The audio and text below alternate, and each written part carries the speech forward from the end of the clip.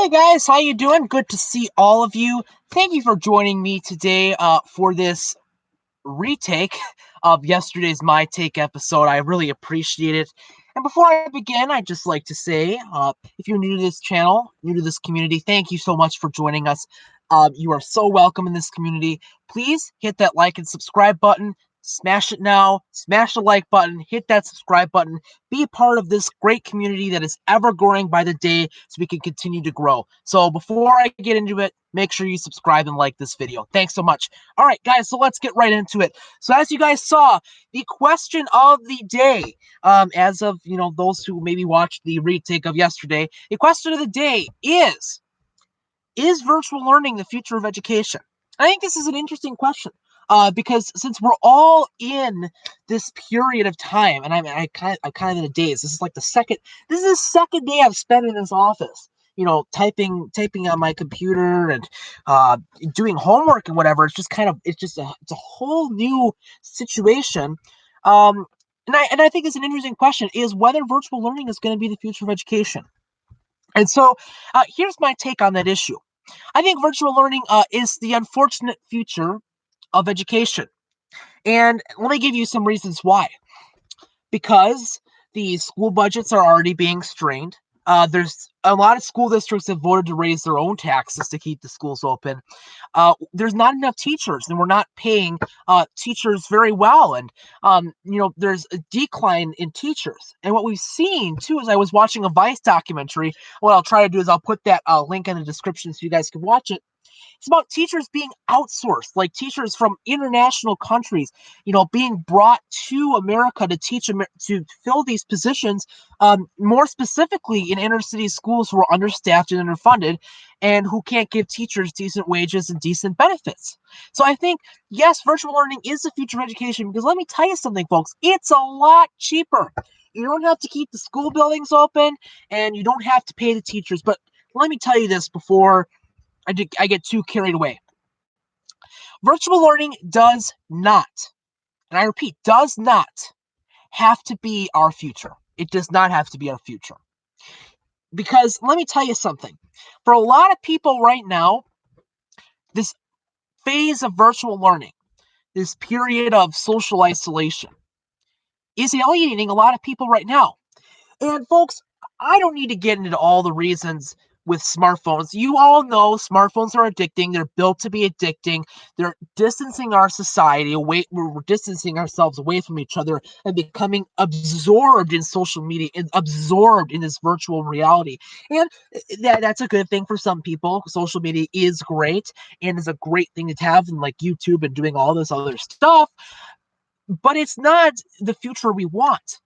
Because we're already seeing a decline in social awareness. We're already seeing rising suicide rates.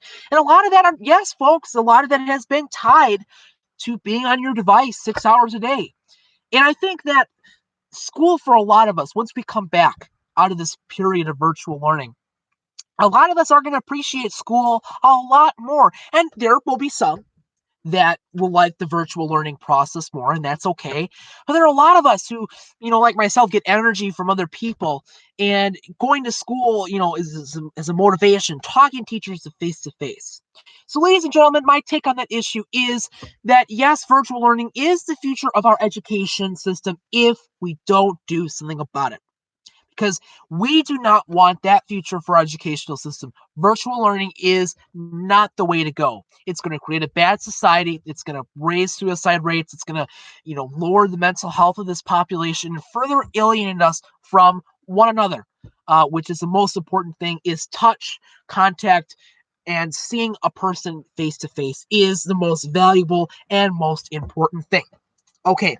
So glad we got that. If you got any questions about that, go in the comments and I'll answer those questions about that, or your opinions on virtual learning and whether it's going to be the future of schools, or whether you think virtual learning is a good thing. But I don't. So now we'll get into the random issue box. But now, ladies and gentlemen, I'm not going to pick another issue from the random issue box because we already did this on Wednesday, and it created. I know what we were talking about yesterday, so I'm not going to pull another issue. Although there's plenty of issues, I really want to address the issue that I pulled out yesterday. And I believe the question was, is patriotism dangerous for international relations, the global community, global security, etc.? And no, ladies and gentlemen, I don't think patriotism is a danger to uh, global security, national security, that sort of thing. Ladies and gentlemen, I am a proud American. I display that flag in front of that live stream because I love America. I love this country. I appreciate what my forefathers and people who fought and served this country um, gave us all these sacrificed so much for this country, and that's why I'm a patriot. And that is why I say the pledge every time I get into go to school, and that's why I emphasize these words because they're so important. And I think everybody, wherever you're from, the United Kingdom, Canada, Mexico, Nigeria, you should be a patriot for your nation. You should be proud of your nation. And being proud of your nation doesn't necessarily mean you agree with the president 100% of the time, because certainly I don't, as you all know. It certainly doesn't mean agreeing with what the country has done in the past.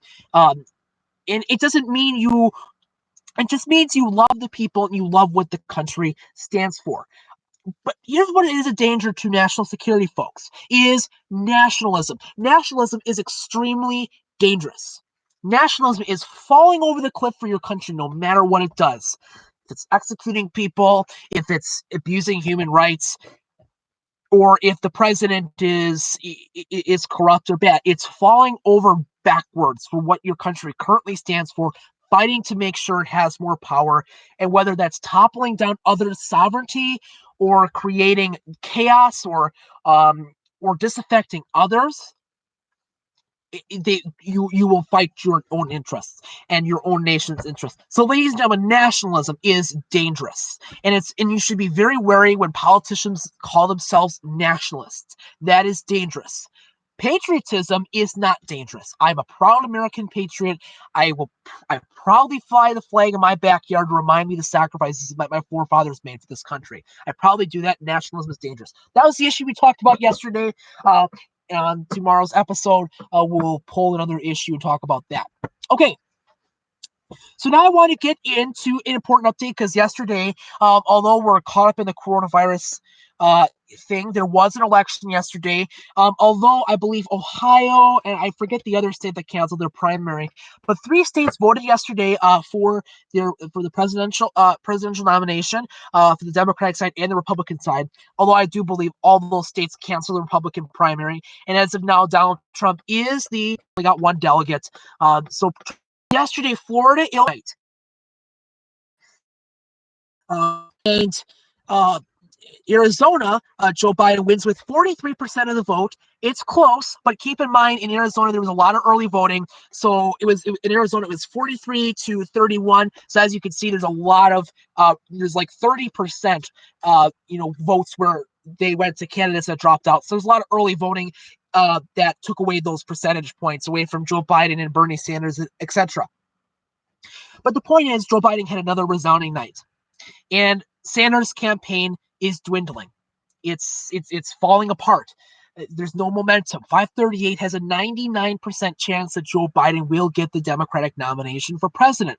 A lot of the pundits, especially as I was watching CNN last night and whatever your trusted news source is, a lot of pundits were declaring Joe Biden the presumptive Democratic nominee at this point.